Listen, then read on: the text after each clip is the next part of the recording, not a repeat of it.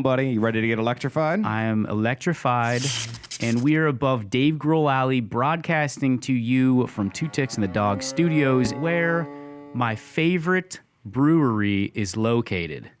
What brewery would that be? Oh, thank you very much. Let me tell you, the Modern Methods Brewery in Dave Grohl Alley. It's a great place. They've Brand new. got some wonderful beer. It is brand new. Yep. It's been open for a year. Adam Keck and his team at Modern Method Brewery. And if you want to find more information out, you can check out modernmethodbrew.com. Make some amazing beers. You can buy them to carry out there. They're canned. You can get them in a growler or a crowler. Do you know what a crowler is? I think you introduced me to the first crowler, which I believe they call a growler. Is that correct? Well, so yes, a growler, and it's like a growler because Dave Grohl. Right. But there's a crowler with a C. Okay, and what's that? It's a smaller. It's in a can, and I think it's 32 ounces. Okay, big And gulp, eh? It's kind of a big gulp, and I think you can. Don't quote me on this disclaimer. I don't know the exact prices. I think you can get a 32 ounce crowler, a 3-pack for $22. Handcrafted. These are artisanal, let me pronounce that correctly, artisanal brewing skills by Adam Keck and his team. And if you want to see more, you can visit modernmethodbrew.com. They are sponsoring the show today. Surprise. I got to mention, you're talking about his crew. Really, I'm not a big brewery person. I've been to a few, but one of the things I think I love about that place is you go in there and it's okay to be ignorant. I just go back there and I say, hey, I'd like something. Maybe it's like a Miller Lite. Well, we don't have that, but you might like this taste. Or, I like maybe something like a Bumbleberry or something that has this. And they will tell you. I mean, they give you, and then they give you even a little trial. So, sample, don't be nervous to go to a brewery. Yeah, you just normally go to a bar and order a Miller Lite. That's fine. But if you go there, you can quickly have that same atmosphere, but you're drinking local, you're supporting local, and you're having good beer.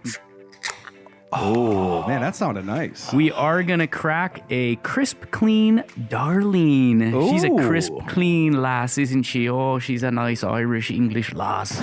I don't think she is. Actually, I think Barry Berkey or Dom Nicastro, shout out IAA. One of those guys, I believe, is doing the new cover art for the cans. And so we were talking about, what's Darlene look like? And I personally think she's a redhead. Greg thinks so too. Right. And what about you, Brando? The Darlene? Yeah, is she a Rubio? I'm thinking maybe dark. Oh, she's hair. a darky. Well, I don't know. She's got dark hair.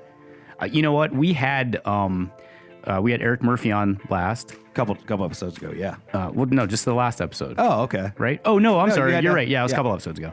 And we actually I went that day and got a growler of Fresh Pots. Dave Grohl, when he drinks coffee, he's like, fresh pots, give me more fresh pots. Right. And so Adam teamed up with the guys over at Nova Coffee, and they made a really good beer. So we actually had that on the Lady Renee, our deck at my house. And this weekend, it was delicious. So anyways, shout out Modern Methods Brewery, a downtown original. And today on the show, steps away from Modern Methods. A segue like no other. One of the original downtowners. I guess it depends on where your entry point is to the originals. Obviously, guys like Duma and Jimmy Economist and some of those guys were down here a little bit before.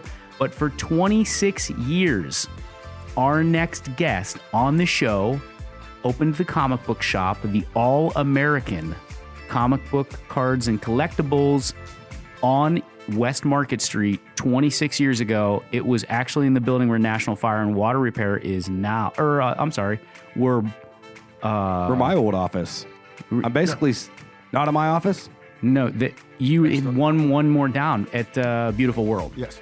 And that's where Greg Bartholomew first opened his comic book store there, and then subsequently later on in Boardman. He is a artist, a entrepreneur, a comic book genius. Welcome to the show, Mr. Greg Bartholomew. Welcome. Thank you guys for having me tonight. Man, we got a lot of questions and a lot of ground to cover. I want to first start out and say that if you have ever been to a Comic Con and you've not been to the Youngstown Comic Con, which used to be called the All-American? Yes. All-American. For 8 years. 7 years? And it started off in your shop here in Warren? It started in the building where T-Bike is when Holly Taylor still had that building. Oh, right. And then 3 years ago, the music hall? Yeah. Years 5, 6, and 7 were at Packer Music Hall. The last 2 years have been at Cavelli Center. We also spent 2 years at the hotel downtown here, which had changed names a couple times, so it's a Best Western now. And then we were actually 1 year at Scope before we moved it to Packer Music Hall. So this will be the 10th anniversary show. How many people did you get last year? 5,300. Wow. That's a big show, man. Yeah, so at the music hall, you were like 3,000? We hit about 2,800 the last year, and there was just absolutely no room whatsoever. Because it was only a one-day event. Now it's 2 days. But I've talked to a couple people and JAC. They think it might be the biggest indoor event in the Mahoning Valley that's not a concert or a sporting event. No, that's pretty cool. What are the dates on that show? July 6th and 7th this year. And if you haven't been to this in downtown Youngstown, not only is there like, this is a great show. We're going to get into, Greg's going to talk about some of the amazing guests he's bringing in this year. He's already had amazing guests when he had, really at all of them, but the last few years at Packard Music Hall, and then the last 2 years, it's the third year in Youngstown? Third year at Youngstown. The last 2 years, he's had some great guests. This year, he's got a bang-up lineup. So, but if you're not doing anything, that weekend, the 6th and the 7th. And the 7th, this is a great event. There's a lot of cosplay. It's family oriented. I took my son the last couple years. He loves it. We're going to go again. But downtown Youngstown's really kind of come a long way in the last decade and a half. Oh, absolutely. I graduated from YSU, and I can tell you, downtown Youngstown since 1990 when I graduated has changed immensely in the last 30 years, I guess it's almost been. So, I mean, back then all you had basically was Cedars and a couple towny bars. But I mean, now was Draft House down there at the time? In the 90s? Yeah, yes, I think they were there. It was, because it has not changed one bit when I walked into it 26 years later and looked up at the walls and said, these are the same posters that were here in 1988. You graduated from LeBray High School? Yes, 1985. A Viking. And then Greg went to YSU and got his undergrad in education or in mathematics? I 2 years at Ohio State, then finished up at Youngstown. My actual degree's in education, but it was a math major, so I had a teaching career for a couple years. And we were talking earlier, he almost minored in history, yes. Which was actually almost one of my minors. So you were an educator. You taught for how many years? Graduated fall of 90, so I started subbing 1991, and the last time I taught was July of 97. I was out at General Motors for a couple years through the Skill Center out there through Warren City Schools and taught GED classes, and then they brought back the skilled trades classes because at that time, in like 1994, 1995, they were not sure if they were going to get a new product, kind of like what we went through just the last couple years. So they came through with, I forget what the car was, but I had to teach skilled trades classes for a couple years out there to get the guys up to speed. And then I had two stores at the time, a store in Warren, a store in Austintown that I had for 5 years, and then opened up a third store in Boardman and decided to try the business route. And that was 22 years ago. Were you teaching at the same time as having stores? Oh, yeah. I would work the stores either in Warren or Austintown from like noon to 6, depending on what day it was. And then 3 nights a week, I was out at GM from 6 to midnight. And then Saturday was tutor class. So from 8 a.m. till 2 p.m., any of the people in the plant could bring their kids in for free math tutoring. And then I worked the shop. I'd come downtown. My brother would work for a couple hours, and I'd come in and work till 5 or 6 on Saturday. So I think the more important question would be did you sleep? No. Doesn't sound like it. No, yeah. it was it was tough. I mean, I got married in 95, and we opened up our second store in 95, and I was still teaching and then working at night. Originally, I got in with Warren City Schools through their ABLE program, the Adult Basic Learning Education. I taught over at the Union Hall next to Harding that WCI had. So I would teach there 8 hours a day and then come back to the stores in between 2-hour classes. And then they're like, we need you out at General Motors. And basically, they put me on 39, 38 hours a week so they didn't have to pay me full time. And then I still ran 2 stores. And when I decided to open up a third store, I decided to give teaching a rest. So the $64 million question. Ta-da! How did you get into comics and why open that store? Was it comics first or was it cards first? Or? I'm being 52 years old. I was born in 1966. And unfortunately, when we would go on trips, I had a brother who was 18 months younger than I am and a sister who was 3.5 years younger than I am to keep us quiet in the back of the van when we went to Niagara Falls or Washington, D.C. My mom was born in Germany, so when we were old enough, we had relatives come over from Germany basically every year, and so we would go on day trips, and to keep us quiet in the back, it was, here's $1, we'll run into Lawson's or Little Shopper or Drexel Park Pharmacy over on, on the west side, and run in, grab a couple comic books, and then head out. And that's what we did. And, there was no handheld games even at that time. Atari didn't come along until 77 or 78. So there were no video games. So to keep us occupied, we'd read comic books. I was the oldest in my family, but I had friends from, obviously, elementary school who had older brothers that collected books. So we'd go over there and, have your typical sleepovers and exchange comic books and, sit around and just jib-jab the whole time. Total geek out, right? Making memories. Dungeons and Dragons. Started that in 1978. Booyah. Wow. But then, the sports card boom hit in like 1988, 1989. There weren't really any stores around here, but then 36 of them popped up in Trumbull and Mahoney County. And my brother and I were into more of the older, more classic comic books. And a lot of these stores just dealt new stuff, or they dealt mostly in sports cards. So we're like, we can do this better than what these guys are doing. And so we tried it. And that was March of 1993. My brother graduated with a double major in math and computers from Mount Union and was stocking shelves at Canaries. And I was substitute teaching and working at the Y out in Niles. So not getting any sleep. Not getting any sleep then either. I would sub from all day till 2:30, come home, change, and then work the front desk at the Niles YMCA till 10 o'clock every night. So, good.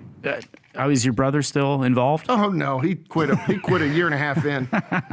Hey, Greg, I think I asked you this back in the '93. You were saying about a dozen, if not 2 dozen, popped up. Oh yeah. I remember I was 8 years old, and just in maybe a 3-mile radius, I was big into collecting baseball cards and whatnot. And God, you can little comic book stores. Sometimes it'd be like look like an second floor, sure. just a sign out here. There was, I think they were like back to back on Elm Road. I'm talking like one. Yeah, baseball Barons right next to something else out there. Yeah, baseball Barons, and then it was funny because like each year they'd either maybe take the plaza next to it or the one, and it would get smaller, bigger. And I asked her, I said, like, what happened? And I said, but congratulations, dude, because you didn't have to really move. That's called staying power. Because you knew what he was doing, too. Why did they all shut down, and what made you stay? Or what got you there? We diversified because a lot of the baseball card stores just sold baseball cards, and a lot of the comic book stores just sold comic books, but then you had gaming stuff come popular. Dungeons and Dragons have been around, but it wasn't quite mainstream like it is now. And then you had the collectible card game startup. You had Magic the Gathering start in 1993. We didn't get into it till like 1994, but that was another revenue stream because you had guys coming in and buying that and still buying comic books. And then you had the older guys, who were in their 40s or 50s 30 years ago that didn't game, and they just didn't know how to diversify because all they knew was talking about Mickey Mantle and Henry Aaron and Pete Rose and George Brett, which is fine, but right now, we get calls all the time for people wanting to set up sports cards, but there's absolutely zero sports cards in Trumbull, Mahoning, or Columbiana counties right now. Zero. There's That's none. crazy. And I mean, and like I said, in 1990... I could ride my bike to 3 of them. Right. In 1990, 1990 alone, we had us, because we had sold sports cards in the early 90s with John Brown, my former councilman. Biff Brown. Yeah, Biff Brown. Biff. You had All Pro up the street on Mahoney Avenue. Then you had a card guy inside Mickey's Army Navy. Yeah, they in the were basement. inside places. That's what I was talking about. Like, Yeah. And I mean, there was just Crazy. 3 within a half mile right there. So, but I mean, in Boardman, you had tons out there, and you had tons in Liberty. You had 3 stores in Hubbard. We had somebody from one of the local papers do a story on us probably in the early 2000s. My buddy who had worked at some of the other comic stores in the area before I even opened up, we wrote down and listed every comic book, baseball card, gaming type store that we could think of, and we came up with almost 60. Jeez. And that was in 2004 or 2005 when they did that article. And that was kind of after the boom, right? I mean, it was kind of like You had a big comic book boom. mid-90s, early Yeah. 90s. Our favorite call is, hey, do you guys buy comic books? I've got old ones. And I'm like, are they from like 1990 to 94? Well, yeah. And I'm like, those really aren't that old, because that's when everyone and their grandmother had a comic book store. that's or when I something. had my collection. I don't Yeah. even collect. And it's like, Yeah. you think back on it now and go, well, that's almost 30 years ago, but it's still, in comic book terms, it's still very new. Because, Well, they were printing so many of them, and Yes. then people were putting value on them and going, oh, like I can remember buying, which everybody had at that time, Superman died, Right. you know, and the Doomsday, and you'd buy like 1 to read and like 2 to put, you know, away Right. or whatever. Well, I think it's And funny. those probably what are they worth now? $6 a piece. yeah, the black bag ones are like 15 to 20 still. Oh, all right. So I'm gonna get a nice sandwich over at Weston, Maine when they finally open with my. You might be able to get 2 by the time they open. Yeah. I still have like 25,000 baseball cards at home, and I've asked you this whole trunk question, and I said, I just want to give them all to somebody, but I've been reading up online. Give them to me. I'll take them. And honestly, it says, you think your cards are worth anything? Well, if you got cards that are collected from like 91 to 98, go ahead and just save them for a rainy day, because Yeah. everyone and their brother like had these cards during that time. When I went to Ohio State, even in the conventions down there, my best friend collected ball cards, and I collected comic books, and we'd go to the shows at the malls. And they were combination cards and comic books, and he really didn't get much into it after that. He was a big Celtics fan, so he's got all the Larry Bird stuff and McHale and Parrish and all that. And I know a few years ago, he's like, so you're trying to tell me my childhood card collection isn't worth anything? And I'm like, yeah.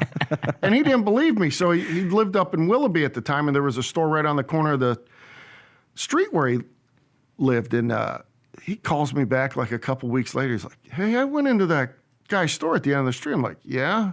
I asked him, about my collection. And he basically said the same thing you did. I said, you're my best friend. Why would I lie to you? What would I gain from... It's not like I said, well, they're not worth anything. Give them to me. I just plain out and told you they're not worth. He's got 3 Michael Jordan rookies. He's got 3 sets of 86, 87 Fleer. And at the time when Jordan was popular, that card alone was worth $2,000. And the set was worth about $3,000 because you had Olajuwon and Ewing rookies and Drexler rookies, because they weren't making ball cards in the early 80s. They didn't start till like 86, 87. So all the guys that came out before 1985 didn't have rookie cards until Fleer started making cards in 80, 85, 86, 87. So even though Jordan had been in the league for 3 years, his rookie card didn't come out till 1986. So my buddy just happened, this was when we were at Ohio State, and he bought all the stuff up, and I told him, you got to sell them. And he, and he never did. And now the Jordan rookie's worth like $300-400, and the set's worth $500 because none of the other cards are worth anything. No kidding. Yeah, but I mean, it's just like Cabbage Patch or any other collectible. If you don't, just because you hold it for a long time doesn't mean it's always going to be worth money. Yeah. You got to strike when the iron's you hot. gotta strike when the iron's hot, right? Because if you don't, then you're stuck with something that you're not going to get full value out of, and that's part of the art of the deal. And thank God I'm okay at it. Like I said, getting back to why these other stores want a business, I tell people I'm not the greatest businessman of all time, but all my competition was terrible. They had no business sense whatsoever. They just got lucky lasting as long as they did with a hobby that was hot. Yeah, right. Well, like take me through. Like all these other places are shutting down. You're getting nervous a little bit? Are you? No, you ain't sweating. You're not thinking about a different thing. Like you said that you diversified, but like honestly, these places just went obsolete. They're gone. They're gone. What? Like how did you What was your business decision? Just told you his competition stunk, and he's astute. Right. You know, he diversified. He got into gaming and stuff like that. We used to go when I was in high school. And you got this is kind of an interesting point of reference. Like I will say I guess it's cool to be it's cool to be a geek now. It's cool it wasn't to be, 26 years ago. It wasn't cool. And so I was an athlete, and I had some buddies that were athletes, and then I had some buddies that were like, yo, we're gonna get together and play Axis and Allies. You want to come over? And I'd be like, yeah, like I'm all over that. So, but those two worlds really didn't cross until they started to a little bit in the 90s. In fact, my one friend who graduated from Howland, who his dad was an incredible artist, and he's an incredible artist, and we used to all just draw, right? We're all like sketch artists. Sure. And this guy, John Lees, my buddy John Lees. I know John. You know John? Yeah, he lives in Akron now. Yes. So John He used to shop at the store. Right. Well, we used to go. His mom. We would blow off a day of school. John's mom had a big van, and myself and two twin brothers from Howland, the Zizicki twins, Jim and Tom. Ain't seen you in a million years. I love you guys. We used to lifeguard together at the Elks pool, which is I think they were in my algebra class when I did my student teaching at Howland. They had to be. There's can't be too many Zizickis there. So right, they're in the they had 10 kids in their family. Okay, but they were the youngest. Right, the twins were the youngest, and so Lee's, the Zizicki twins, myself, Dan Maselli, JFK grad, who's class of '94, right? This is class of '94, and I think Luke Bradescu, my dear friend Luke, rest in peace, my man, and maybe a couple others. Anyways, we would get together, and his mom, and we'd have like a day, and it would be like the comic book run. And we would go. His mom would pick us all up in the morning. We'd skip a day. We'd skip a day of school. It was all cool with the parents, or if it was like an in-service teacher day or whatever. Right. I'm not advocating for kids to skip schools. And they would pick us up. She would pick us up, and we would go from store to store. This is in the 90s when it was, because you had late Big League in Howland 90s. and yep, Big League. Yeah, okay. in the Howland Plaza there next to Bailey's, like Bailey's. a couple. Bailey's. I remember Wednesday on the patios, and I remember Friday and Saturday nights on the dance floor. Like one of the kids who worked for me back then and came back is now working for me now part-time. He graduated with John. He was class of '94 too. So he'd always come down and... Who is it? Dave White's. Okay. He was friends with John because John would always come in. They called him Witsy. So John would be like, how's Witsy doing? I'm like, he's working tomorrow. But, John pops in about once a year. No kidding. Yeah. You got to send him up here when he comes next time. I didn't know. Or call me. I didn't know you knew him. We went to grade school together. Okay. Yeah, we went to grade school together. Guy. Great kid. Man, superb. Just one of the Both nicest guys I've ever. His parents, they're great people. And he, like myself, was an only child. He's an only child.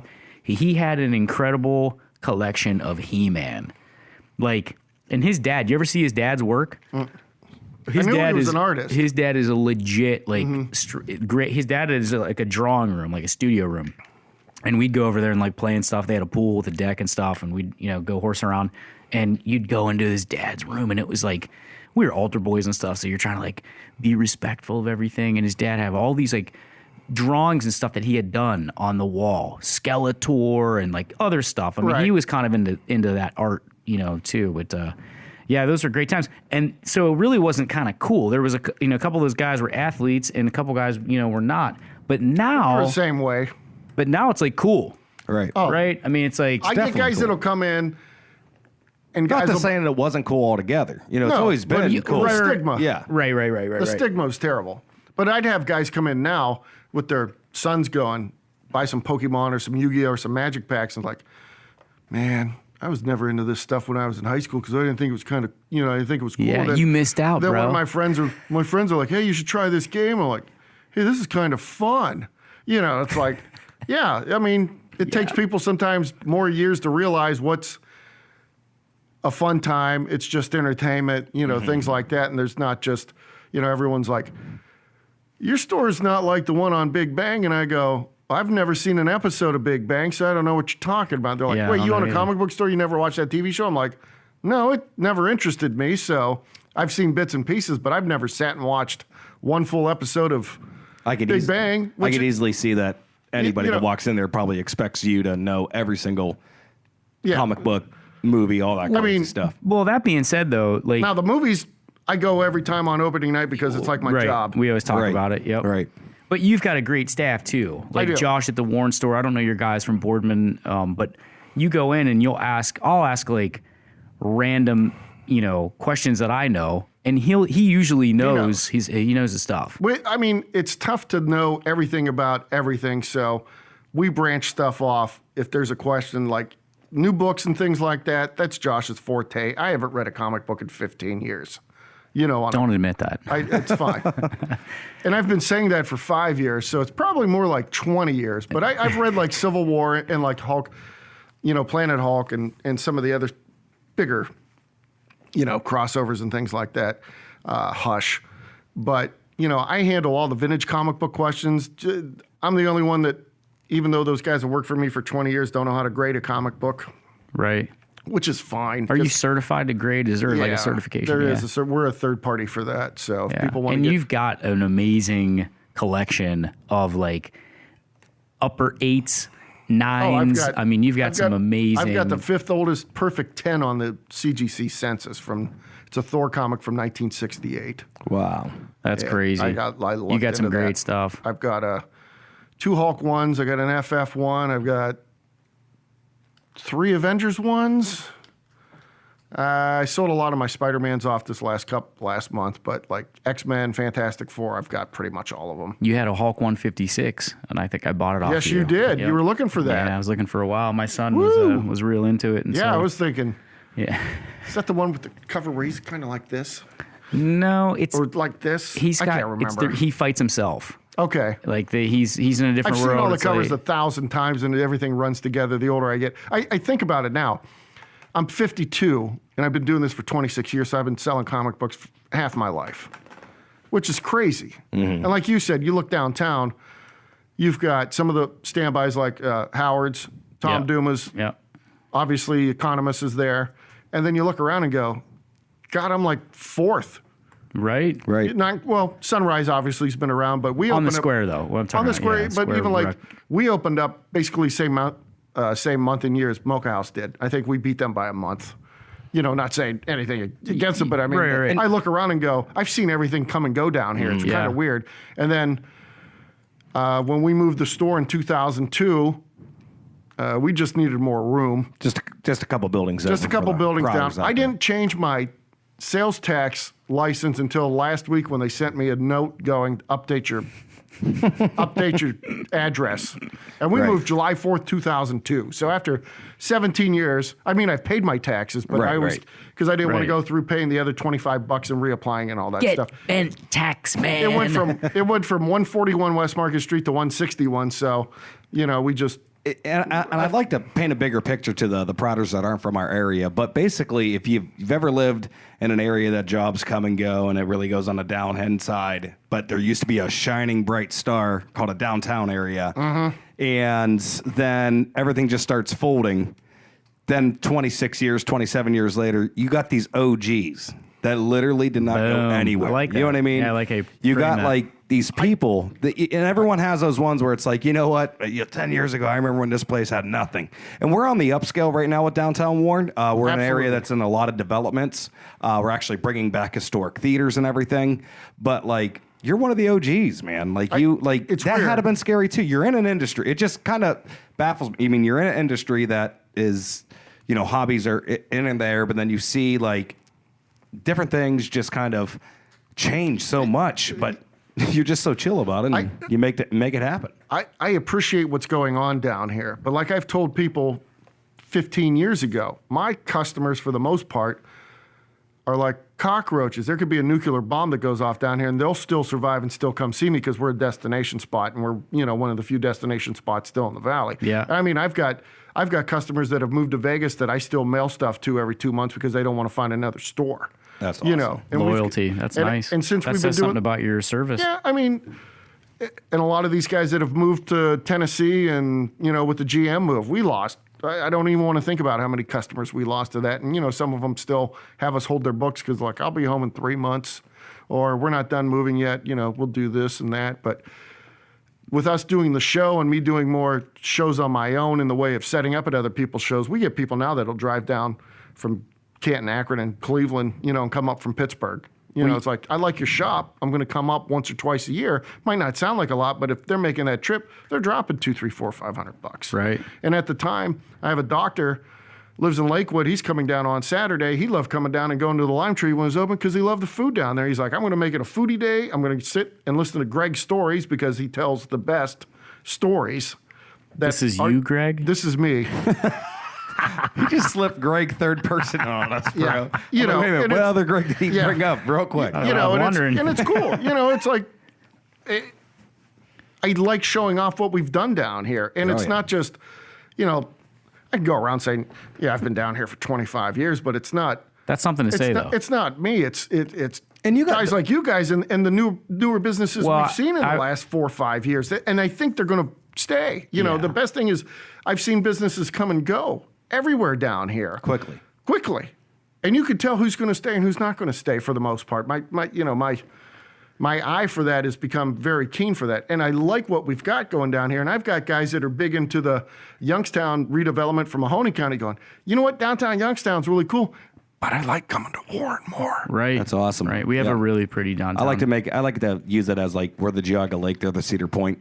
It's like they might have a little bit bigger things, but it's easier to get through lines a little bit more home field down here. We got the big ditch. It's a little quaint, yeah. We get the big what? Big ditch. That was the big ride at Geauga Lake, baby. You said big bitch. No, I could have, but I didn't. Who is that big but bitch? Don't underestimate, what did you, I think earlier in this episode, you said something about your shop doesn't look a certain way. But do not get this wrong, dude. You don't have drywall, white walls, and just some rows. No. You got a pretty awesome looking place, man. How big is your place? 3,500 square feet? 4,000 square feet? 32, 3,300. Okay. You got the edgy brick exposed. That's why we moved in. When it was a dollar store before us.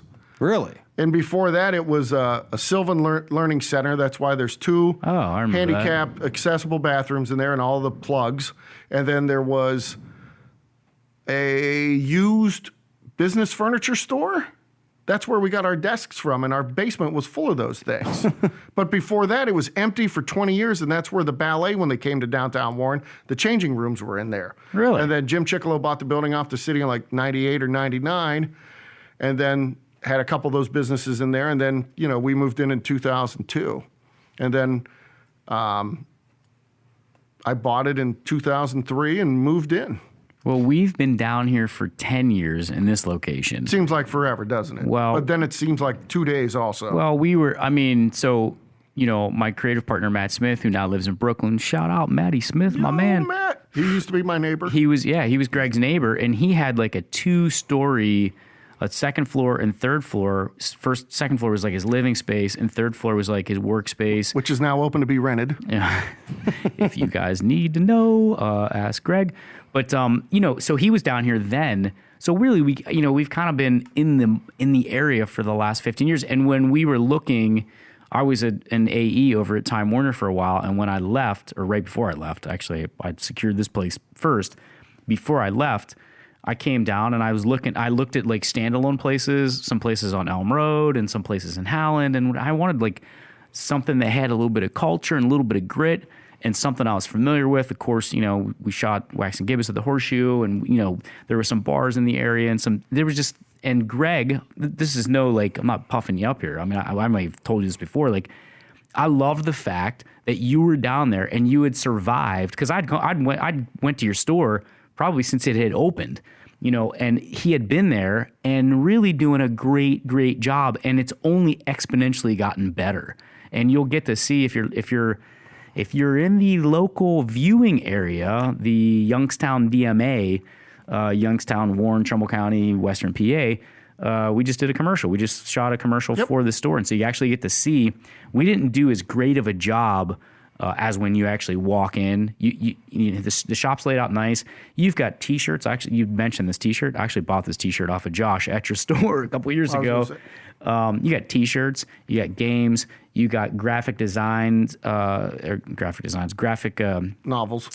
like 100 Bullets and just different stuff. And then you got the games in the back. I think you had a thing of Shogun, like is that what it's called? Shogun, the Axis and Allies. We did at one point. samurai version or whatever. We used to have stand-up video games in there till people quit that's playing right. them. I had a Yeah. 6-player X-Men versus Capcom. Dude, or is that in the Avengers. basement? No, Can we get a hold of that? Those are all gone. The cleared out Bummer. basement down there. Is it still getting a lot of water? Nope. I'm I fixed it.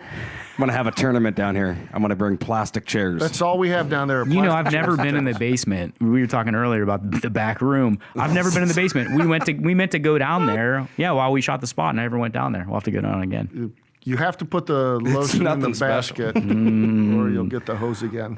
Just a table and some plastic chairs. Pretty much. Lots of And luck, he's you like, know. it gets wet down here a lot. I'm like, It water. used to. We fixed it. The city's done a yeoman's job of trying to alleviate that problem. I mean, we had a lot of rain lately, and we didn't get one drop. So I'm hoping, at least for us. When are you gonna take it? No, yeah, I interrupted you. go I jumped in. I don't know if people want to hear about weather. Do they want to hear about weather? You know what they want to I'm hear just about? saying. When you taking the show international? Do you speak German? You said your mom's from Germany. Sprechen Sie Deutsch, Fräulein? I can read it. Really?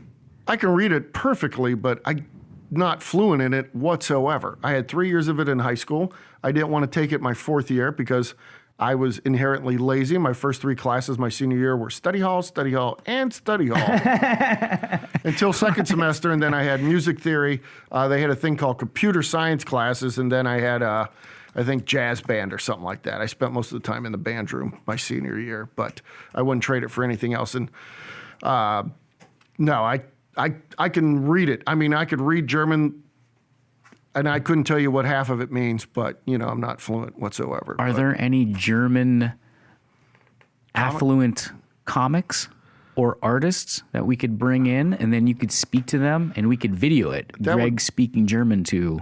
I would have to have my. my mother come here and translate because I have. That would be absolutely cool, idea, too. But there's not really any. It's like German comedians. There aren't any, except for that. Because they're not funny. They're not funny, and Sorry, Germans. I love you sorry. guys. I love the food. I love the spatzel. Yeah, that's my favorite, and schnitzel. But yeah, there's no German fluent comic book people that I know off the top of my head. So not only have you been a incredible stalwart entrepreneur in the downtown area, but Greg also recently led up what we're calling amongst us the Downtown Warren Co-op, a co-op of about 6 advertisers, 6 businesses that got together, pulled their money, and they're advertising TV, digital display. Brandon's got a sweet website that he created called downtownwarrenohio.com, where if you want to see anything about the downtown area, eat, shop, or drink, or eat, is it eat, Yeah, it's a eat drink, and shop? unofficial, official online guide to eat, drink, and shop local downtown. Yeah. And there's a map there, and you can find Greg's store right at the top. You scroll down, and he's one of the main sponsors, and you click on it, and it goes right to his Facebook page. And make sure you like his page because they put information out on there on the regular on some books that they've got in, you know, like a new, what's the episode? I want to say not the Issue? episode, the issue. Thank you. What is the issue? Is it Spectacular Spider-Man, the first appearance of the Punisher? Is It's it Spectacular? Amazing Spider-Man number 129. And you have one, and it's It was a 9.6. I sold it I 2 knew it was weeks 9.6. ago. Yeah. We must have shot that spot 2 weeks ago because I think it was there when we shot it. We were It's talking about gone. that. It's in Florida right now. Nice. You know, being in the comic book business for as long as you have, you've had some amazing artists come in, and inkers and letterers and content creators, but you've seen the gamut of artwork, both new and old. What are some of your favorite? What are your top 3 comic book covers? Any time period? Yeah, from wherever, however it is, golden age to present day. You had such a dichotomy between Marvel and DC stuff in the golden age, which is 1938 through the mid-50s, where Marvel covers were very, very busy. A lot of different people in it, a lot of characters, and DC's were very minimalistic. You know, maybe one character here, maybe 2 tops. I'd say one of them is Detective Comics number 73. It's the only cover that features the Scarecrow which is a Batman villain. He's standing on a pile of gold, and he's larger than life, and it's got Batman and Robin kind of in the, in front of them. That's make them look minuscule. But I own a copy of that, and it's absolutely one of my all-time grails. Probably, if I had to pick my favorite cover of all time, though, it's probably Detective Comics number 31. It's very iconic. It's Batman behind a castle, and in the front's a bad guy called the Monk. But Batman has very elongated ears. It's very drawn out, and it's been copied a few times over and over and over in homage covers and things like that. And then one of my guests coming to my shop or to my show this year, Jim Steranko, he did a cover for a Hulk annual, and it's basically Hulk crouched over with the world on top of him, kind of like a Herculean pose from Greek mythology. But Jim's one of the master illustrators of all time, and we are so happy he's coming to the show this year. And actually, we're having a private dinner with him the night before the show on Friday, downtown Youngstown at the Kitchen Post, and it's limited to 30 people. It's if people want to come, it's $125, but you get 2 free autographs, dinner, champagne, and that. And Jim's going to tell stories for 4 hours. And dude's a rock star. The guy's a rock star. He's a rock star of comics. He was here 5 years ago, and the week after he appeared at Packard Music Hall, you brought me that Entertainment Weekly and said, "Dude, you got to bring this guy in. He looks pretty cool." And I'm like, "Dude, we just had him on Saturday," and you were like, "Get out of here!" They had a 2 or 3 page spread on him in Entertainment Weekly because he used to be a madman. He used to do stuff in New York City for advertising agency, and he was an escape artist. He's a magician. He was in a rock band, and then he got into comic books for a couple years, and then he started doing pulp covers and things like that. But the guy's an absolute legend.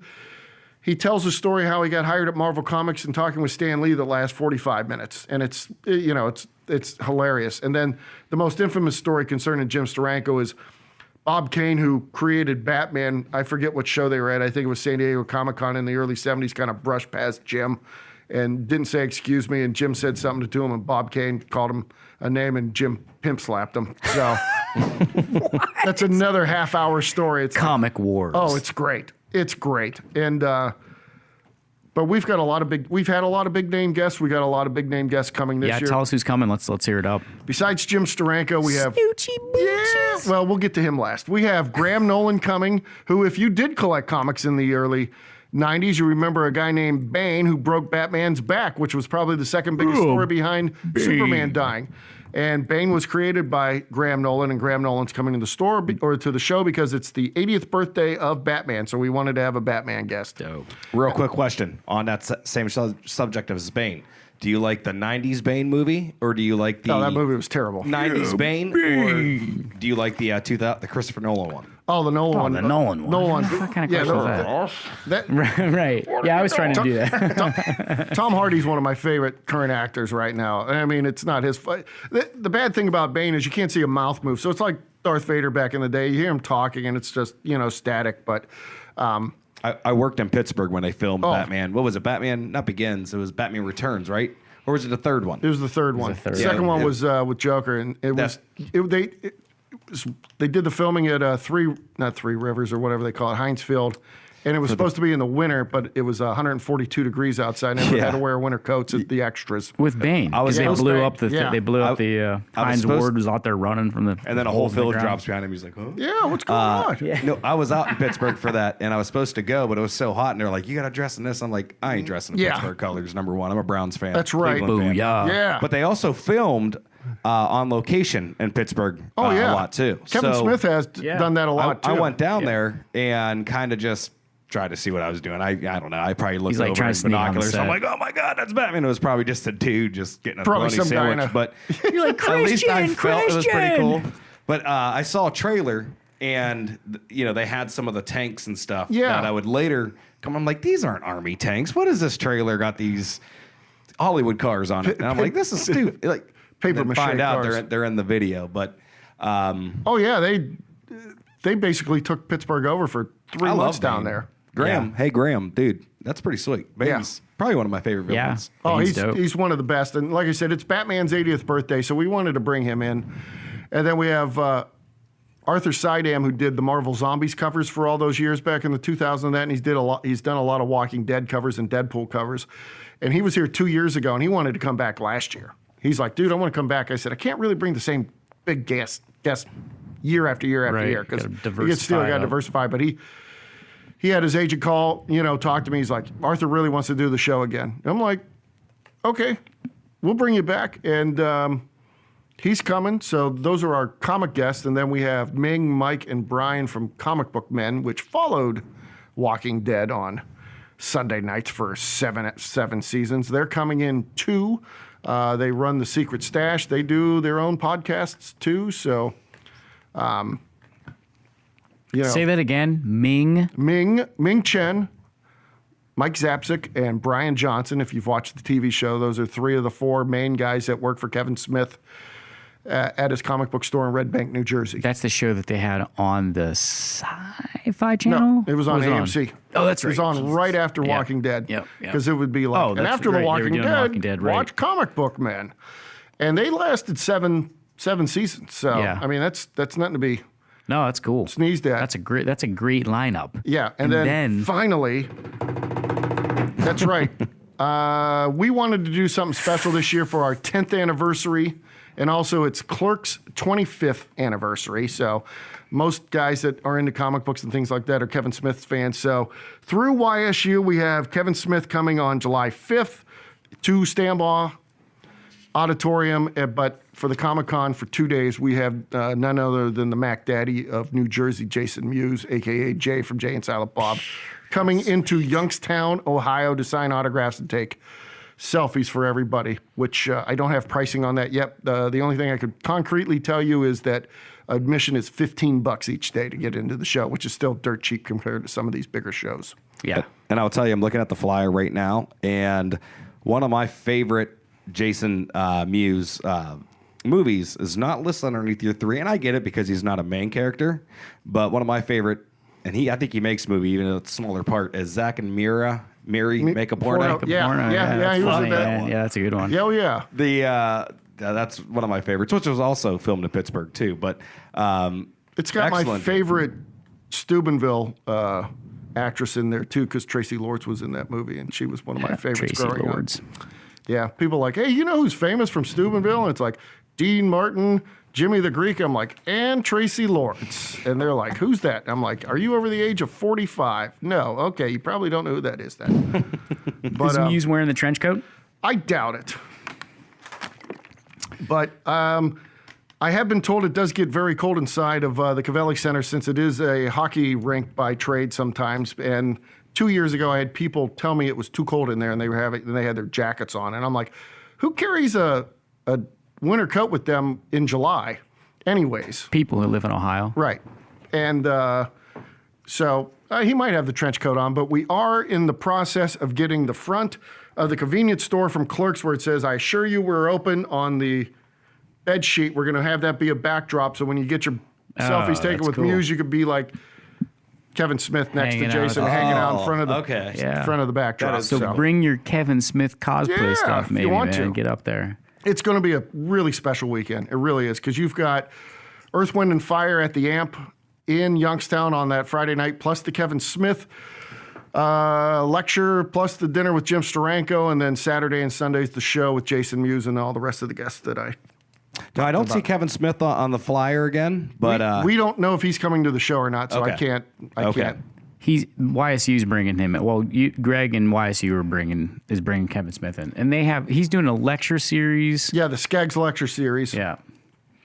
So that's a huge weekend in downtown Youngstown. Yep. And if it would have been any other weekend, we would have also had YSU Festival of Arts, but since it's 4th of July weekend, they had to move it back to the week after because most of the people at YSU that handle that kind of stuff are on vacation that week, or it would have been even more insane down there that weekend. Listen, dress and cosplay and you won't be cold because you'll be True. all dressed up. But it is And that's warm encouraged. outside while you wait to get in.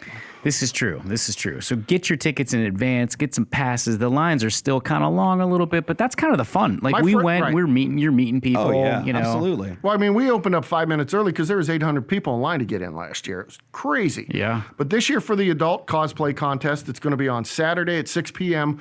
The winner of the Best in Show adult contest will be on the billboards next year with the rest of my local cosplay heroes. So that's cool. So That's what's up. if you win, you get on a plus the prizes. You get on the billboards. What for are the next year. prizes? Tell us about the prizes. We usually have like 4 or 5 different categories, like best female, best male, best overall. It's usually $50 to $200 in cash. Growler of Growler beer, if you like. We do let them set up Cavelli and have the beer and wine place open, because it's not like, I tell people, it's not like it's a heavy metal concert or Korn's not playing where nobody's getting in fights if they drink a little too much there. But yeah, no, it's super cool. it's a good time. Well, how about for our prodders out there that's never been to a Comic Con? Oh. Like, what would you tell somebody that why they should come to your If come to your for event? anything else, you go to People Watch. If you Okay. love to watch people, even if they're not in costumes, just the different array of ages and, male, female, young, old, people from all walks of life are there. Plus, we have 150 tables of vendors that set up. The ultimate heart and soul of a comic book convention is buy, selling, and trading. So if you want to buy a $10,000 comic book, there'll be $10,000 comic books there. If you want to spend $1 on a loose Star Wars figure or something like that, you can do that. There'll be people selling artwork. There'll be people selling, geek jewelry. There'll be people selling toys. I mean, there'll be people selling, obviously, comic books from 50 cents to, like I said, $10,000. I mean, there is a lot of commerce that goes on the inside of that.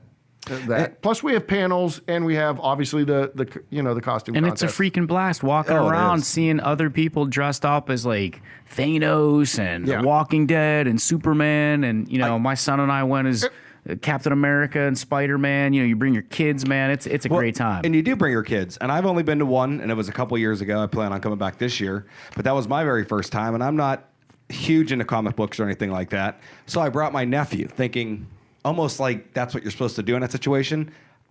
I'm going to take him to it, but I think I want to go by myself because, you know what I mean? You're And I'm staying not- home, nephew. I'll take them the one day, but I think I'm going to come because, like, these people, like, what's different about it's almost like a mini expo you got going on there, like you said, with all this other stuff. Yep. But what's different is that you just don't got somebody like behind a cash register, like, you want that or not? Like, these people are engaged with you, and they sometimes don't even want to sell you anything. Like, my buddy he just like Superman, Yeah, they're right? cool. And they went up there, and all he did was ask him questions, or he could ask me questions, or like he wants to know what Superman I like, and stuff like. And there'll These be are guys like- engaging conversations that you can have. I think. Would you say you have to have some sort of general interest though? And No, man. superhero You go and type you thing? actually get an interest. Like if I Yeah, took right. my wife, who's not into this at all, Renee, is into jewelry and stuff like that. She watched like Wonder Woman. She thought it was Sure. cool. If she went to this thing, she'd be like, "Oh my gosh, I'm going back next year," Right. because it's almost like a concert. Like how all those girls dress up and go to like Madonna Right, or back in the whatever day, or it is. Britney or- Yeah, same kind of thing, man. What's the girl's name? What's the girl's name? Poker face. Lady Gaga. Yeah, they dress up for Lady Gaga. Like it's that same kind of theatrics in a way. What's because her fans are called Little Creatures or something like that, or little what something, is that? But they all dress up like it's no different than Yeah. dressing up like Luke Skywalker. and But that's you would get that's into the it. fun part. But that's not like. I think that's like the played on movie maybe quote, Right. like, oh, they dress up and go. You don't even notice it because it's almost like free circus act in a sense, or like It is, free yeah, right. attraction free Right. on you. That's what man. I'm saying. 50 it bucks is a fits. deal. Like you're going to a Same comic price as a movie. If Yeah. I went to a You're gonna be there a couple jewelry hours. expo and I saw a bunch of people dressed up that way, it would be very out of place. When you go there, I think expect that's the it. cliche thing. In the But last 5 I years, had it's so really much taken fun. off. It's really taken off, not just for us, but on a national level. The cosplay. We're lucky to have one of the best cosplayers in the world who's a Mahoning County sheriff and runs my cosplay competitions. Mike Wilson. Yeah, Night yeah. Mage, one of the most generous people on the face of the planet. This guy's never really watched an episode of Game of Thrones and built an Iron Throne that we're going to be raffling off as charity. What? That's awesome. You're going to have that there? Oh, yeah. Brandon's coming now. He's going for sure. Like, what? But I mean, you've got different, it's not just comic books that come to a comic book convention. You have the sci-fi guys. You have the fantasy guys. Right. You've got the Disney people. You have the guys that are like they're dudes that haven't broken out yet. Right. Has Whopper, these local guys made this comic book. I just was talking to Dan and Pat last night. Are those guys coming again? Oh, yeah, they're coming. That's They're- a cool book, man. Shout out to those cats. We got like an original local comic, man. It's really cool, man. There's a lot of really cool stuff going on there. You mentioned the art too. Like I bought a sweet hand-drawn poster of Harrison Ford in Indiana Jones, and I sent it to my dad. I mean, it's nice. I don't remember. I paid for like $50, but it's beautiful. gorgeous. There's Right. oh my gosh, Like a movie poster, but hand drawn? yes, right. Okay. Like the shot of him in. I think it's from Temple of Doom. He's kind of got, obviously, Right. he's But got the brim But it's just and all that nice, and stuff it's of just that. there. And Oh man, we have so super many good. people that want to get into the show that I have to like jury these guys now, because anyone and everyone's like, hey, I heard you run a good show. I have my own comic book, and it's like, well, I have to see, and first I have to have open tables, but we'd never have open tables because everyone does so. We have very few tables that open up Yeah. every year. I've never, in the last 3 years, I haven't had to have a public, Right. thing going, Well, hey, you if you got- want to set up at the show, People come from Buffalo. They come from Detroit. Oh, yeah. They come from Rochester. Nebraska last year, Baton Rouge, Louisiana, and Spartanburg, South Carolina. So again, these people just came from Dakota, north or south. They're trying to get to know people. They're trying to have a good time with these people up there. They're not just sitting there just hoping that you buy something. Like that's what I think is really cool. They hope you buy something too. Oh, absolutely. You do need to I think support you them. need to go and do it. But what's cool is there's something there for everybody. There is. Right. So if you're not That's- like necessarily And into price point. comics and price points, into comics or into cards or into the cosplay, like there's toys there.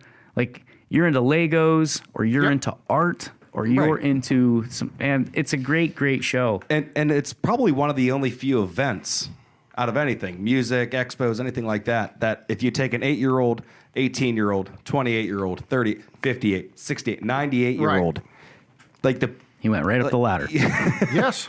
like there is an equal enjoyment out of this. It's not the dad taking the son to the ball game. It's not the mom taking her grandmother to Right. go see this. There's plenty of stuff for, the females. It's not like 20 years ago where the guy would drag his wife and or, his girlfriend around and within 10 minutes, she's like, are we done yet? Right. It's kind of like going Well, to the moms get the enjoyment out of seeing the kids do Right, it. the kids have fun, but now the moms are into this kind of stuff now too. And Right. another thing and about it's sexy, man. There's some Yeah. sexy shit, Oh, dude. I got Nice eye candy there. respect. I'm two or just saying. three people mad when a girl dressed in slave Leia gear didn't win the costume contest 2 years ago. Love I said, A, slave leg gear. I'm not a judge. And I said, B, every hot girl dresses as slave Leia. It's not that original. We try to. Who's the three three hottest comic chicks ever? Okay, go. We'll go round robin. You like F, Marry, and Kill? We're going to do that? Yeah. What? Yes. Okay. No, not F, Marry, and Kill. Just the three hottest. Like, who's the three chicks? In the last 10 years, it's Harley Quinn, depending on what Just ever. formation. You could go whenever. And pop culture too. It doesn't necessarily need to be comics because we, sci-fi and all that stuff. Just, Velma. Khaleesi, Velma. Okay. Is that Velma's number one? I love Velma. I'm probably gonna have to go if we're doing anything. Tomb Raider. Oh, yeah. Whoa. Yeah. I'm talking even the 32. Laura Croft, like the new one. Laura the new Croft, one? yeah. Then that new chick is kind The of new chick, the old chick, and even I'm Man, not the video gonna game, lie. I'm The gonna video say game. the I was video- 12 years old when that came out on PlayStation. The daughter And on she had 4-dimensional little pointed right there, and it was The daughter on the Jetsons, she was hot. yeah. Judy? The Is it Judy? Judy Meet Jetson. George Jetson. Meet Greg. He likes Judy. Wonder Woman. I mean, you've got your obvious ones, but you can get Yeah. Which Wonder Woman though? You have to state that. In the movies. All right, I'm ahead. All right. Linda Carter, Linda Carter, hands down. Wonder Woman. Hands down. That's my number one. Yeah. You're on two. Go. We did round robin. That was not one, right? So you're on two. Who's your next one? So what's round robin? I think he did 3. Like he did Velma. Yeah, I said He's like, Velma. name Judy, one. He's like, I'm And going to Judy name one Jetson. group. You're up. So Judy Jetson, you're up. What's the question again? hottest female. So our second sponsor of the day is Axio. Stay focused, mentally acute, and ready to rock and roll. There was one. I don't know. I don't know what the question is, but like, The question is Andromeda from Clash of the Titans. Oh, that's a statement. Your top 3 beautiful women, Okay. like Princess Leia in slave gear, Right. of any comic or, game was good. You did game. Right. Any type of pop So we culture got that thing. question. Well, now what's the next one? Well, we have to do 3 of them. So we've got 2 of them. You got 2 more to go. He said Tomb Raider. Oh, he said Tomb Raider, so he's got 3. So 2 more? I top gotta 3 name- each. Top 3 each. Okay. This We're is taking sticking with forever. this shtick all the way to the end, people. I don't know. Probably. I think early Khaleesi would probably be up there. Yeah, yes. it's got to be early Khaleesi. Not saying that she hasn't. I liked that she matured and it was cool because I matured with her. Khaleesi when she was in the tent in the dust with the sand, and Maybe that shit, second with the season, dragons. Because When the they first season came she out. looked, I think, a little too Young. I mean, she needed to cherub get that face. second one. She's like, hey, listen, Yeah. I'm fucking Khaleesi. now. Okay, motherfucker. Well, she She owned it. They did some. They My did fucking some dragons hatched, They and did I'm some coming roughness back. on her. They did some wrongness on her. So she was. Then she Oh, got she was- hard.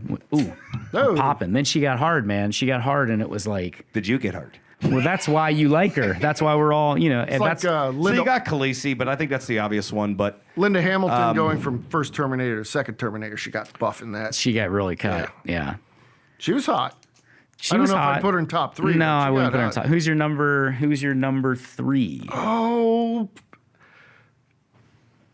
probably going back to comic books like Sue Storm. Yeah. Oh, she was yeah. hot, and then And smart, too. And smart, and then when they cast her as Jessica Alba, who is all time. No. Yeah, in those terrible. Jessica Alba, Deep Blue or Yeah. Into the Blue Oh yeah. when she's with Paul Walker in that movie. Oh, and then I think my third would be the obvious, Dr. Quinn, medicine woman. Oh, there you go. Jane I like Seymour. that one. Jane Seymour's hot. She still is. I mean, Sue Storm is a tough one though because she can turn invisible. I don't want to give that power. No, They have enough advantage already. Women have enough advantage. We don't need to make them That invisible. chick from Thundar the Barbarian, she was pretty hot too. She was a redhead. Yeah. Oh, Yeah, I forget her. Not Ukla the Mock because they were making fun of UCLA in that, but How about Adrienne Barbeau in the Swamp Thing? Yeah, or I mean, the like in a- Fog. Well, but if we're going comic book, Yeah. Yeah, she's hot. She always but in has a been. dirty kind of kinda swampy. dirty. She's not my third. No. I'm just saying how about her. Like Scarlet Witch. She could be hot sometimes. I Yeah, mean, I'm going with in the movies, but I'm going with the girl. I don't know her name, so I apologize ahead of time. The girl in Beastmaster, the redhead that he like sees. Remember Beastmaster with Mark Singer? Yeah, that wasn't Tanya Roberts, was it? I don't know, but that's my number 3. She was hot. Who was it? Tanya Roberts? Maybe. She kind of had like she was beautiful what was the movie called? The redhead in girl the and Beastmaster.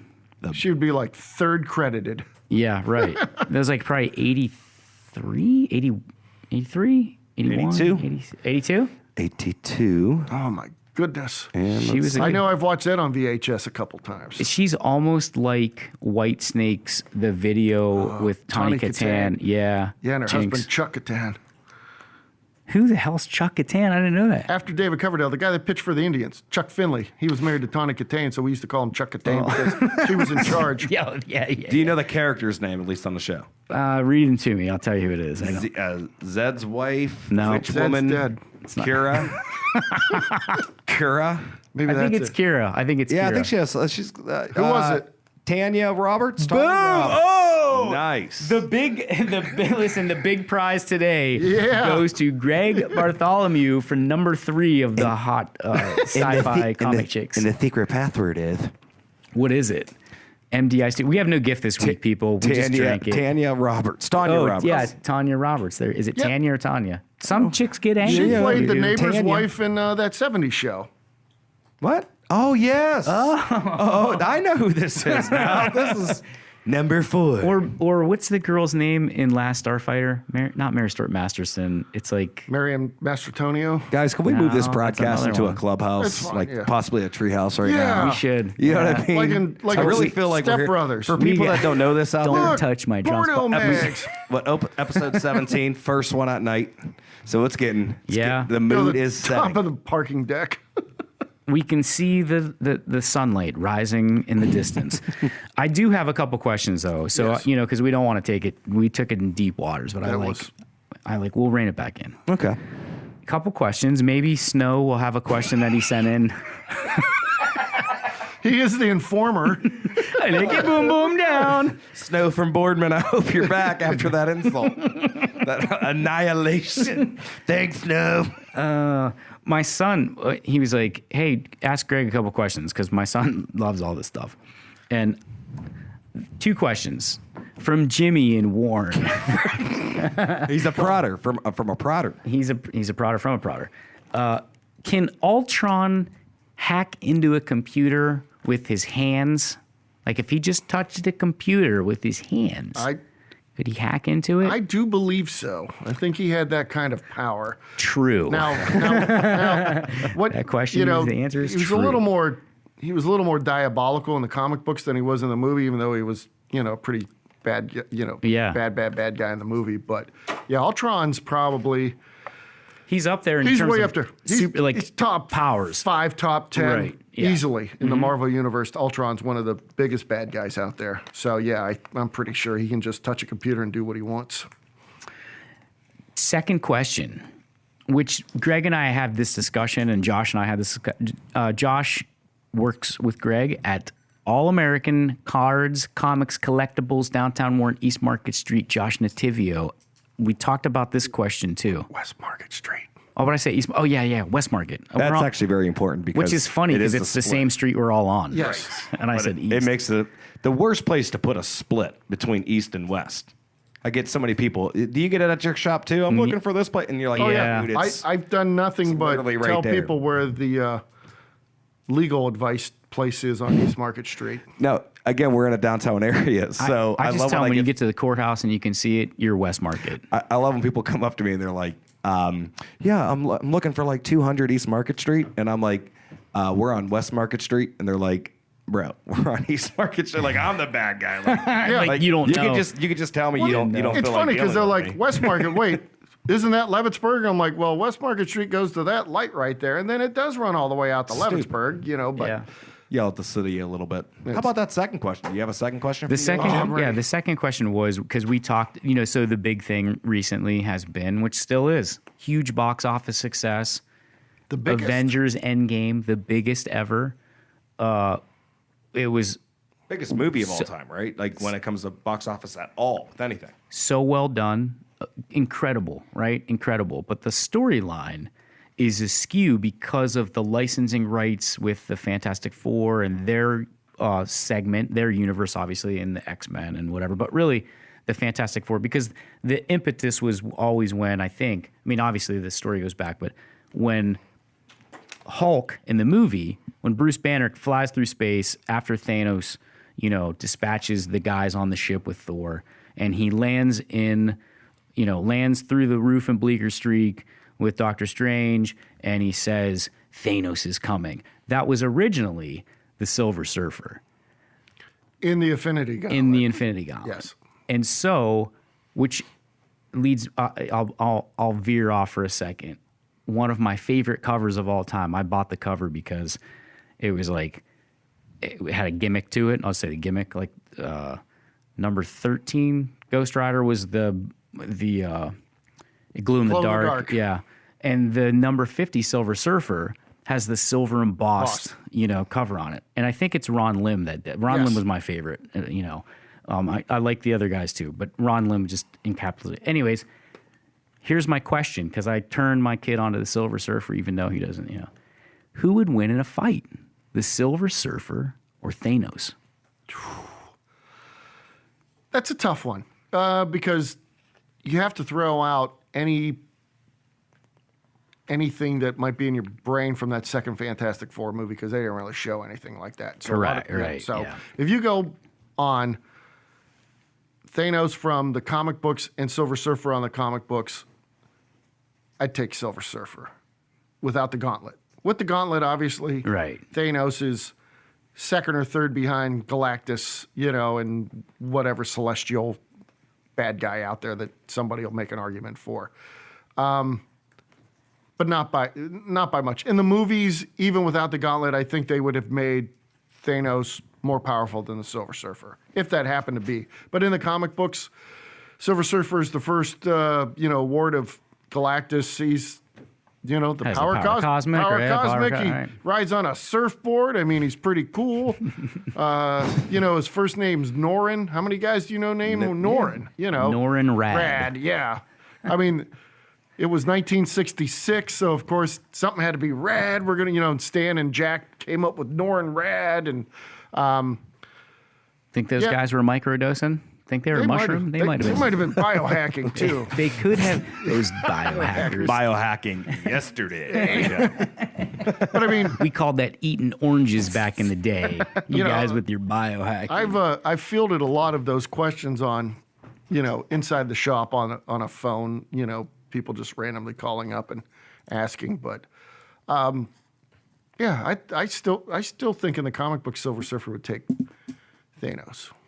Speaking of the shop, just real quick, I don't know if we mentioned this or not, but Greg's got an amazing toy collection as well. And not just the ones and some of the ones I want to talk to you. We'll talk Those are about all this Josh's. afterwards. Oh, those are Josh's? All of them. Yeah. On the back wall? He's like the 40-year-old virgin. Yes. Love you, bro. It is. Because You got to take those things out of the seal. They're all hermetically That's a hottie sealed. too. She's a hottie too. You got to find her eBay store. Oh, yeah. And I don't want to get rid of my dolls. They're not dolls. I love that movie. What's the actress's greatest. name? She's Catherine Kinnear. Is that Catherine Kinnear? No. She was, Kathleen Kinnear? I don't know. We Plays can on the look it up. 40-year-old. Anyways, yeah, But she's all those Optimus Primes and that's all Josh's stuff. He's got like 20 or 30 different Yeah, Optimus those are Primes. sweet. Yeah, I never got into toys because But the front stuff and the back stuff too, on the back left wall. That's all product. Yeah. But let's not. You're on we're- a big toy yeah. store. Well, no, but they're some not a big. collectibles. They're not a big toy store, but it's worth mentioning that the stuff that because we do carry toys that you couldn't find. you're not going to find it at you're not going to Walmart or Target. You'd have to go to Amazon or eBay or one of those places. You'll find stuff at Greg's shop that you can't get anywhere else because they do have some exclusives for us to carry that aren't in the mass market stores. And our rule of thumb was we couldn't sell some toys.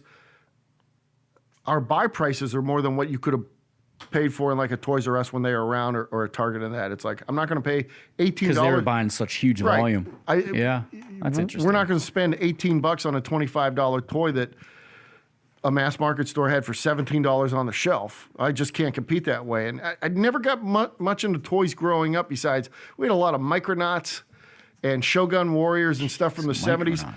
Because I tell people, I was too old when like G.I. Joe and Transformers came out. I was never into that stuff because I was like a junior, senior in high school, and I was getting out of comic books then and not getting into toys and, more into wrestling and professional wrestling, not actual, wrestling. Right. And just never got into that stuff. But these guys come in and talk about Transformers and about all the different variations on boxes and things like that, and it just goes over my head. And it's not my That was a cool. That was a cool period of time. It was the GI Joes, Transformers. That's when they started having. My these, favorite GI Joe was Sergeant Slaughter because I knew who that was. Oh, Sergeant Slaughter. Yeah. Well, I had GI Joes growing up, but before they came out with those little tiny ones, I had 12-inch guys. With, they were worth some money if you had them in the package. I had a Seawolf. I got it for Christmas one time and filled up the tub with water on Christmas Eve and put my GI Joe in the Seawolf and made them go top of the Did you ever have an Airwolf? I saw the movie. That's about it. But no, I never had an Airwolf for G.I. Joe. Vincent. Yes. 1982. That's a great show. It was the summer blockbuster. It was really good. Hey, can you grab me one of those? I'm going to have one more Guinness. Hey, can you grab me a beer? Brandon is a fantastic co-host. He literally got up and was like, I got to get in here. But I mean, there's different branches of stuff like that. And you can't corner every market. You just got to know what you could sell, what you're good at. People like buying old comic books off of me because that's what I know. If I couldn't sell a car or jewelry or shoes because I don't know anything about that stuff. I mean, I could learn, but I've been around comic books since I was 7. If you were to give advice to a young entrepreneur that was going to open a shop, maybe not exactly like yours but what would be a couple of pointers? What would you say? First thing is, and I tell this to even a lot of people that open up down here, whatever your hours are, be there. I don't care if you're open at 1 hour a week. If you say you're going to be there from 12 to 3, be there from 12 to 3. Because it only takes somebody to come by once or twice where you're running late or you leave early because you weren't busy that day for them to go, you know what? If you don't care about your business, I don't care about your business. And people give small businesses a lot shorter rope than they will a chain or a national brand. Right. If you go to a mom and pop restaurant and something goes wrong, you are more apt to slam them online than if you go into Red Lobster or Outback or a McDonald's and get poor service because you figure, well, they're going to be there anyways. That's good advice. Second thing is your personal opinions about anything doesn't matter to the person that walks through your door. Don't talk politics. Don't talk religion. Don't tell people what they're buying is stupid because you don't play that game or you don't read that comic book. You smile, you nod your head, you say thank you, and that sounds like a little bit that would be easier said than done. It is, but you have to keep your. It's a discipline. You're going to be neutral. Right. You have to be. I mean, you can have your own opinions, but you probably didn't know that when you first opened up, or did you? I still tell people country music stinks. He did. I don't have any. If you like this station, it doesn't have country. Yeah, it's terrible. But I don't. I don't throw my Cleveland Browns fandom or my Ohio State Buckeye fandom in people's faces when we had, sports cards and things like that. I'll talk about it because it's what I know. Yeah. But you're an avid fan of both. I'm an avid fan of both. That. If somebody wants a website, they're a Steelers fan. Yeah. Yeah. You're out of here. Your money spends. Double. Just kidding. It's double. Just kidding. But I mean, you have to be consistent. And what's funny number is 3? Put it in a 3-capper. Marketing. Market. Oh. I hope you're not playing to the home court. But if you are, it's okay. No, I don't tell many people this, but a lot of people are like, what separates you from your competition? Well, I do infinitely more marketing than all my other competitors because they spend 0. And anything times 0, being a former math teacher, is still 0. But even if they spend a penny, I still spend infinitely more money on them on marketing than. And my store's sales did not take off until I started a formal brand of marketing. You had a plan, you had a strategy. You got to have a plan, you got to have a strategy. Yeah. You have to if you want to get past certain points and certain thresholds. We basically, if you're a new business and you kind of know what you're doing, you'll see gains 4, 5, 6 years. And it's just like losing weight. And you hit a plateau. And if you want to do something, you got to change routine. So you have to do this, this, and this. And my sales were good, but they were very stagnant from about 2000 to 2010. And then that's half of that was a recession too. Not really. Not the build up. And you were a young business too. But let him continue. He's playing to the home court. I'm sorry. But obviously in 93, and then, whatever business that you're into will have ups and downs too. The recession of 2008, we were only down 15% in the Warren store and like 12% at the Boardman store from, the couple years. And I check everything. I being a numbers guy, I run numbers all the time. And then we started a year-long marketing campaign in 2011. And by the middle of 2012, 2013, we were up 30%, 40%, okay, 50% in gross sales. Obviously not, in profit, but again, that inventory, sales, things like that. You still have to be able to. You got to sustain it. You got to sustain it. To the point where we were doing more money per week in sales than what we were spending on product, which means we were selling even more backstock product than what we were, which is fantastic because, when you go from between both stores, $7,000, $7,500 a week to $11,000 to $12,000 in gross sales a week. You sit there and you're just like, what's going on? Everyone's like, it must have been the movies. And I'm like, not everyone who sees a movie runs into a comic book store and starts reading a comic book. The movies helped. They helped. Yeah, movies helped. But Absolutely not did, the point of 50%. No, right. And we just, and the ride for the last 5 or 6 years just has been ridiculous. Well, it seems, you take that same strategy to Youngstown Comic Con. Like, you've grown that brand the same way. I started year You're one. investing into it. Like billboards, TV, Support web, my brand. radio. Everything. You're sending direct mail. I mean, you've got a nice. People and ask it's me, a great product. what do you do to market your show? And I go, I do a little bit of everything. And they're like, what do you mean? And I go, Mixed medium. everything. Yep. Direct mail, email, radio, TV, cable TV, Or I should say mediums. you know, Mixed mediums. billboards, Mixed whatever. media. Yeah, mixed media. Mixed and media. it's funny because This episode of the podcast brought to you by MDI Studios websites and Two Ticks and the Dog Productions, video production with Bite. but Jeez. here we go. Oh, it's not. How about this those episode. guys, though? We ain't getting on that, though. That could Right. be another 2 hours. We should What are do we that. talking about? We'll What? do that one. What did We'll he do say? that one. We're We're just going saying- to have Greg back on to do the Browns. Yeah. Oh, I think that'd be a fun time. Yeah. But marketing my stores is a completely different animal than marketing an event. For sure. Oh, It's there's no there's some crossover, but it's not what it took me 20 years to learn how to do when before I started marketing. Like once in a while you do a couple radio ads. I couldn't afford TV. You do some newspaper ads or whatever before before Facebook and on social media posts. Yeah. How's that helped your business? I mean, that's got to be a considerable jump because people are following you all I the am time. lucky that one of my employees that handles most of our posts for the store is a English major. So he does all the writing. I tell people, you can tell the funny stuff and the snarky stuff Josh does, and then the dry, stupid, misspelled crap is mine. Josh will put up stuff It's a good on- mix, though. Yeah, it is. I mean, but I handle all the posts for Youngstown Comic Con. I handle all the social media for that. So Well, you're really like an all-American guy. See, I'm bringing it back Oh, in. yeah. Because But- listen, I want to say this real quick. I want to jump into just a little delve because I want to give Greg some love. Because Greg was one of the guys for 1 term, 2 terms. 2 terms. 2 terms, 4 years. Yes. 4 years, Greg served the constituents of the city of Warren as a councilman downtown. And you're Right. a very good councilman. You're a councilman Thank when you. I was first down here. And he got a great taste of that and got a great, I think, respect. And also,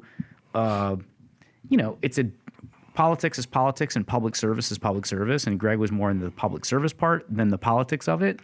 But you got a great... I don't like politics. Right, which is, I think, probably why you got out.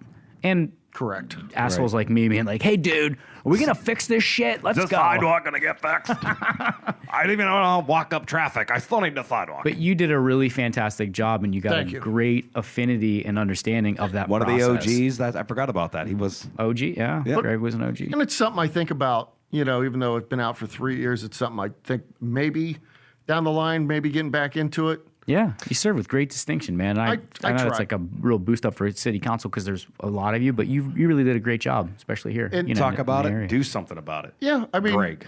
There you go. I just didn't want to. Living the dream, too. Oh, 2 locations, huge comic book convention. Listen, not married, right? Happily Nope. divorced. No kids. Correct. What other way to honest to God in this situation? Well, he's kind of like Hugh and- Hefner a little bit. Oh, I mean, absolutely. he's like Almost living a Bruce the Wayne if he opens up his. Bruce Wayne of the game. My dude's got the biggest front windows in his apartment, and he uses actual theater curtains as your curtains up Those front, are correct? the former stage curtains of Levitt Elementary, where my mom was the These secretary. things are dope, man. And those windows are ancient and they are thin. And the first year I stayed up there, my apartment did not get higher than 55 degrees with the baseboard heating. So I said, we have to fix this because the glass is just fluted glass, which has since been replaced. So my dad came in, obviously when LeBray got new school systems, they had to take it down. And my mom, being a former secretary there, procured those for me. And they've been up in my room. And I've had ex-classmates come up and I go, those curtains look familiar. And it's like, those the ones from Bascom or Levitt? And I go, yes, they are. I mean, honestly, you heard the broadcast on this episode, guys. Awesome living style right now. Before I moved in, I tell people, the person who rented that apartment before I did is none other than presidential candidate Tim Ryan. He lived above the store for a year before he got married the first time, and then he moved out, and that's when I bought the building and moved in. Yeah, and that was a beautiful apartment. Actually, he's kind of an OG too, man, because he was one of the first guys that was like, yo, dude, we got to invest in our downtowns. And we'll have him on at some point too. Jim's trying to wrap this show up, but I just wanted to go through real quick. No snow, but it's just I'm gonna fire a few just generic questions to you. Don't even really think about them. Just answer them. Just one word answers. There you go. Favorite hero? Hulk. Favorite villain? Doom. Favorite Dr. supporting Doom? staff? Dr. Doom? Yeah. What's that? Oh, I don't even know what it would be called, but like favorite supporting staff, like a Robin or something like that. Like your favorite sidekick, or like, go ahead. Boy, that's a toughie. Favorite sidekick? Or it could be a side villain, whatever. Just a secondary character. Bucky. Nice. Favorite comic movie of all time? Ooh. That's fucking hard there. That is... It's... On the spot. Pass. Go ahead, Jim. It's either... I know this is sacrilegious, but I liked Infinity War more than Endgame, so I'd say Infinity War or Watchmen. I love that movie too. Yeah, Watchmen was great too. I think I'm Talk about hot chicks. I should have brought her up. That was great. Emotionally tied, I think Batman 89 for me. Batman 89. I was there opening night. Yeah, that was great. Yeah. I was 4. The whole thing. It was like a whole whole encompassing. You had Prince. You had the merchandising involved. You had real quick all the way around. Yeah, go ahead. Sorry. No, we'll do this all the way around now. Oh. Starting with the guest of honor, worst comic movie of all time. There's been some real stinkers. The one with Halle Berry. Catwoman. That's mine. I always forget about Daredevil. I liked it. Oh, sorry. Yeah. Whatever. Hey, man. Oh, did you like him as Batman? Oh, did you like Ben Affleck as Batman? Yes. Ben Affleck was Daredevil. Remember, right?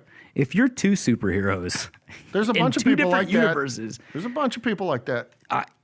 Who else is there? Chris Evans, Johnny Storm / Captain America. Right. Oh, right. Right. He was a good John. I don't mind any. I love Fantastic Four, so I don't really mind any of them. I don't think any of them have nailed it. No. But I like them so far. None of them have nailed Doom either. Which correct? Who's more powerful, Silver Surfer or Victor Von Doom? Surfer. I gotta go with that too. We'll go back to True. Jim, since we're doing these all the way around. Sure. So no thinkers, straightforward. Favorite hero? Spider-Man. Favorite villain?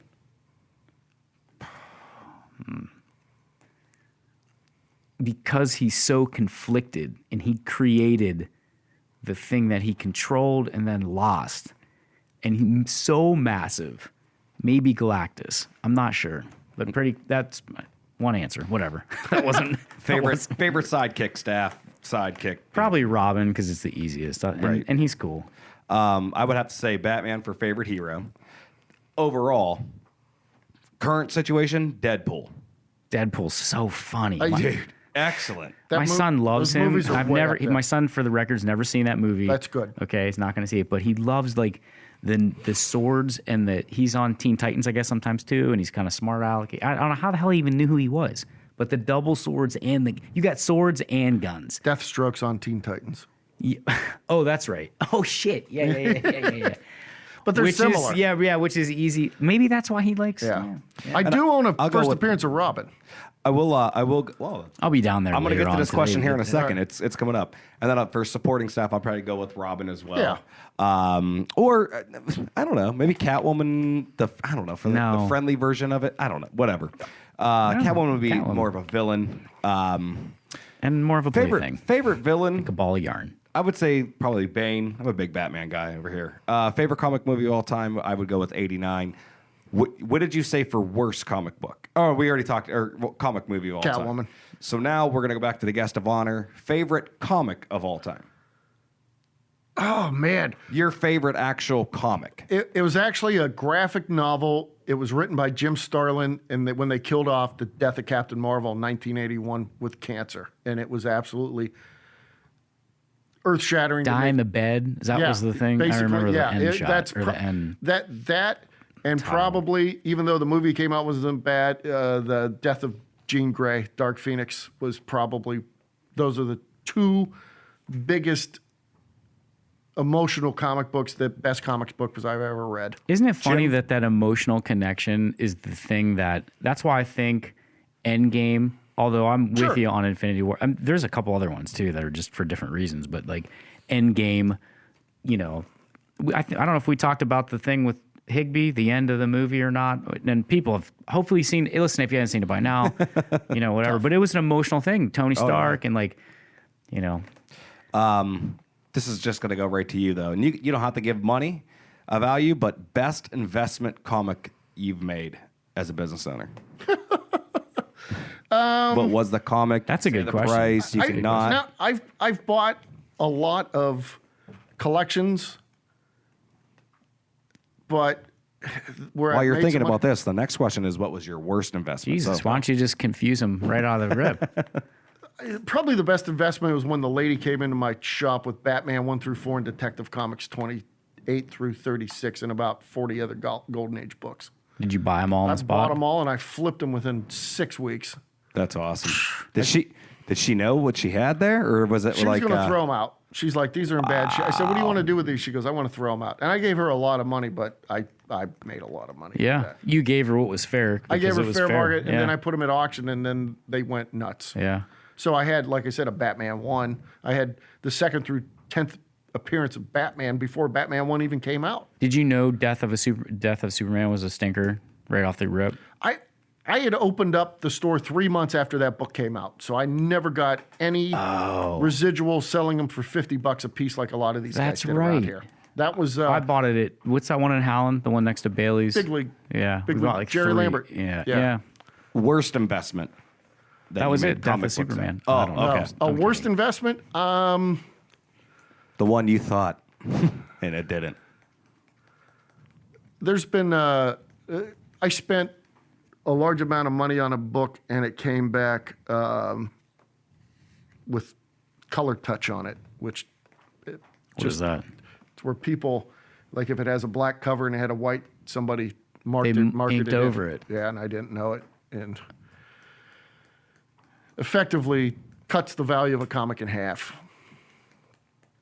So I spent like $4,000 on the book, and the book wound up being worth about $1,000. That's a bummer. Wait, what did you say? What was the numbers? I said I spent like $4,000 on the book, and it came back, and it was only after that it was only worth about $1,000. Well, But Don't that's write money. on your comic books, people, Yeah. because it decreases the value.